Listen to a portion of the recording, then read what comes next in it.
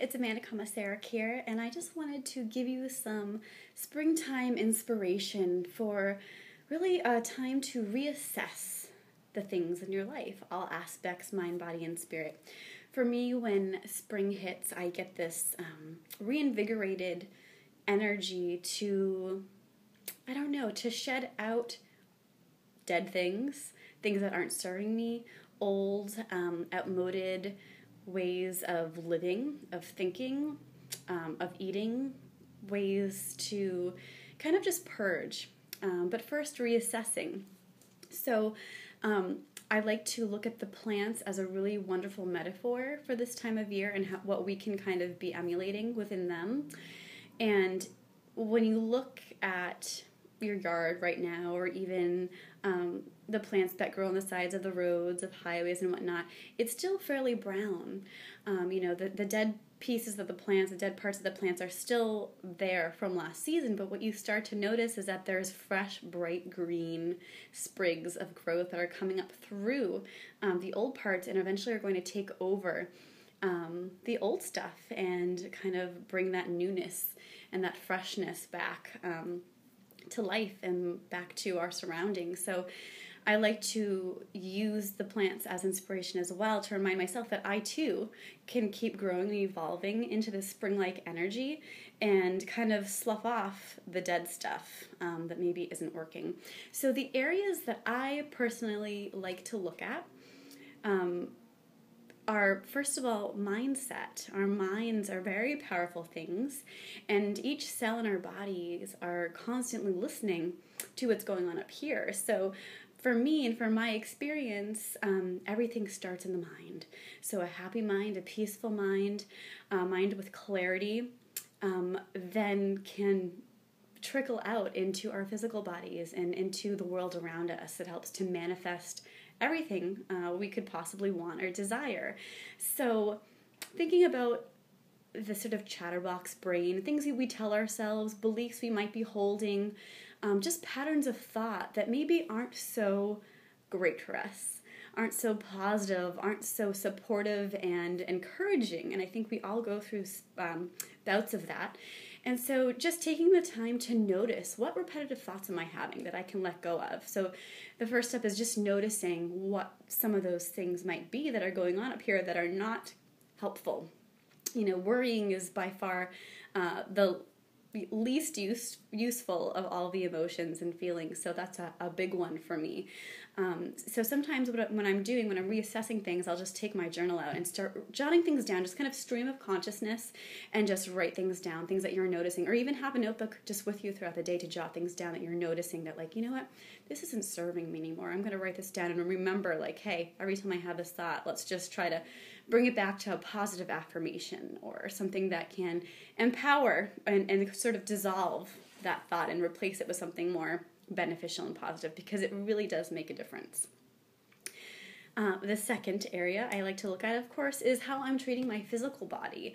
I just finished a spring cleanse that I was doing during my yoga teacher training, and it was really just kind of letting go of my triggers or my crutches, food-wise, because I'm definitely someone who is constantly battling with finding a middle ground for being healthy and happy, but also enjoying life and enjoying foods, because I love food so much. So finding the gray area for me has always been my struggle, still is, but life is always filled with those lessons. So I find myself either cleansing myself to death, not literally, but I'm really good at depriving myself of things that I love. So I've done that a million times over. And I'm also really good at going to the other spectrum and just being like, screw it, I'm eating everything I want right now.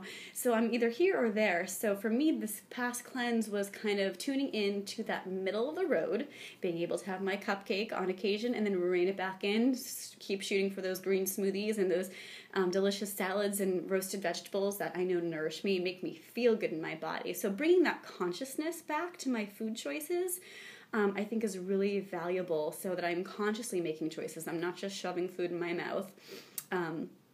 So really tuning into what those triggers might be for you. Again, jotting them down, taking note of what your cravings are, and maybe, is it a craving for an apple or is it a craving for that fudge brownie? And seeing how often you are indulging in those things. And if it's just once in a while, hey, no big thing. That's totally great.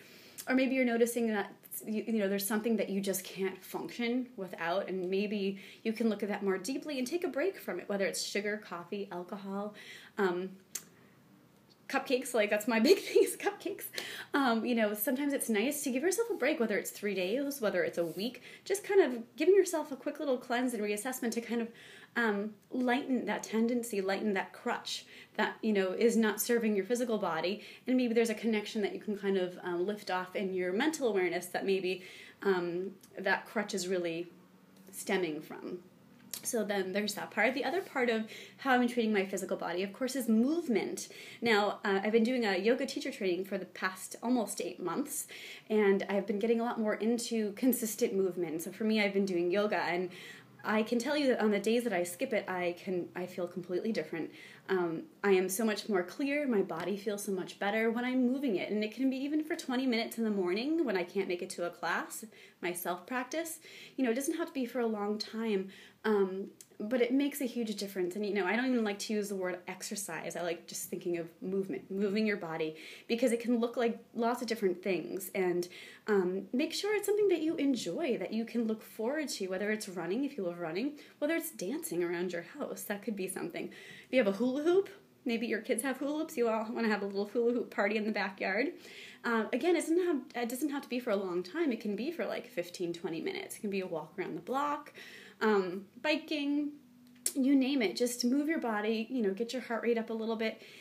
Even YouTube has a gazillions of videos, from Pilates to kickboxing to yoga to belly dancing, and they're free. So, check those out too, and, make it a priority, because moving your body is enormous, and it just helps everything else, and it can be really fun.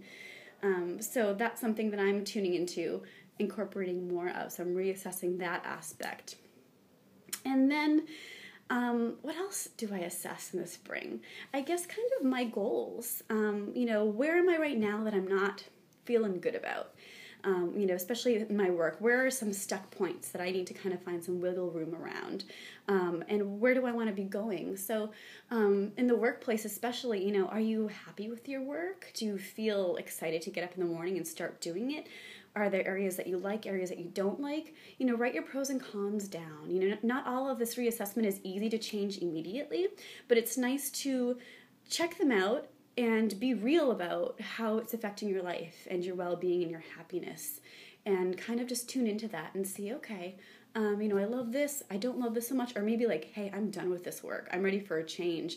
And even though it might not happen overnight, putting it down on paper or talking about it with a friend makes it real, and it really sends the intention out to spirit, out to God, the universe, whatever you want to call it, that you're ready, like you're willing and ready. So let's start shifting some things around and maybe opening up some new avenues for opportunities. So it's really great to kind of get it out there in whatever which way you want to look at it. And then the last piece of springtime reassessment is that in relationships, love relationships and friendships. What friendships and relationships are serving you right now? What ones lighten you, give you inspiration and joy and excitement and enthusiasm and just appreciation, gratitude? Who are those people that feed that energy for you? And then who are those people who kind of drain you and make you feel heavy, and just kind of being around them, is more work than it's worth maybe. Sometimes after you hang out with them, you just kind of feel worse than you did before meeting them. Really be real about that too. And again, these changes or these assessments aren't always easy to change immediately, but again, bringing the awareness and the truth around it to the forefront really helps to make room for change if you're ready to do that. And so in my practice, if you know me at all, you know that all these components of our lives are woven right in together. So they all affect the other. So it's important from time to time to look at all these things and to really take note of, what's making me happy, what's not. It can be as simple as that. And even though some things might feel like they're totally stagnant, they're totally unchangeable, there's nothing you can do to change them, try to break that mind, that belief system, because there's always room for change. In fact, change is the only constant in our lives. So don't, count anything out. Know that everything has wiggle room to shift and change if that's what you want. So I encourage you to be inspired and invigorated by this spring that is upon us. The weather's finally hanging in there for us.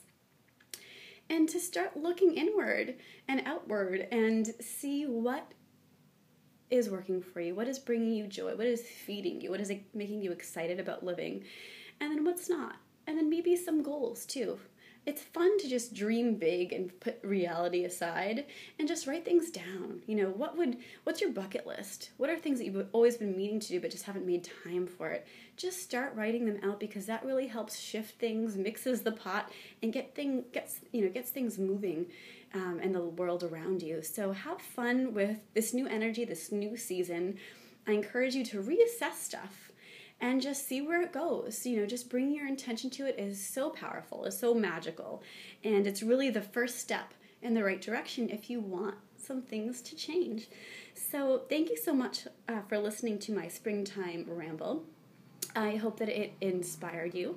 And feel free to check out the rest of this email, because I have some herbal allies that can help us with some of these spring purging and spring reassessing that might be going on. So some of my favorite green friends to check out as well. And I'll be talking to you soon. Happy spring.